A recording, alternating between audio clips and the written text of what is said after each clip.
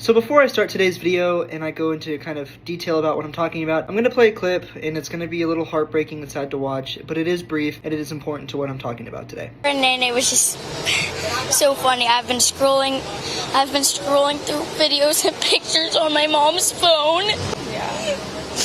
She was so nice and I just miss her so much. Okay, so that video was very sad, but I want to talk about some of the comments underneath it. First things first, I'm sure you guys are well aware of what's going on with the terrible, tragic flash flooding that's occurring in Texas, and it is gut-wrenching. It is horrible. It was unprecedented. Nobody saw it coming, and it's tragic. So people are saying, you can thank Trump for this, you dumb F-U-C-K-S, Trump did this, Trump is directly responsible, and they're all forgetting the main point right now. Over 70 people are dead in Texas, and 25 little girls from that camp are still missing. The main thing that I want to focus on here, first and foremost, is empathy. Now, a lot of people might say it's rich from Republicans to talk about empathy when they seem to lack some, and I've seen a lot of that debate going on online. I see criticism on both sides, it makes sense to me, but what are you accomplishing? If your whole argument and your whole precedent is that the Republican Party is the party of no emotion, no empathy, and they're responsible for this, then why does you mentioning that make you any more empathetic? And I'm not just criticizing one party here. I'm very aware that this goes both ways. But how could anyone in their right mind watch that video of that little girl crying on camera because her friend is dead and then go into a comment section and think to themselves, man, I ought to make this political? Secondly, if you're not going to be empathetic, and if you're going to use it as a political tactic and a strategy, please be accurate with the things that you are saying. First and foremost, the funding that was cut to the NOAA does not take place until October 1st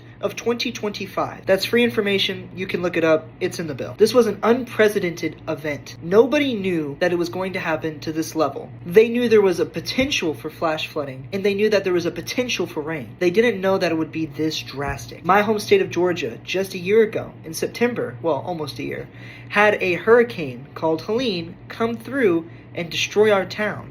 And it was unprecedented. It was unexpected. We knew we were going to get a little bit of a rain, maybe some wind, but then in the middle of the night, the storm changed and strengthened drastically because that's how weather works. We knew there was a chance, but we didn't know it was going to happen. I stand on empathy for both sides, and I think it's important that we work towards that together as not just a political party, but as a nation, which is why I can hope that we can all agree that Trump sending the National Guard, doing what they can to help clean up the situation is a good thing, and hopefully it won't be used as a political tactic later on.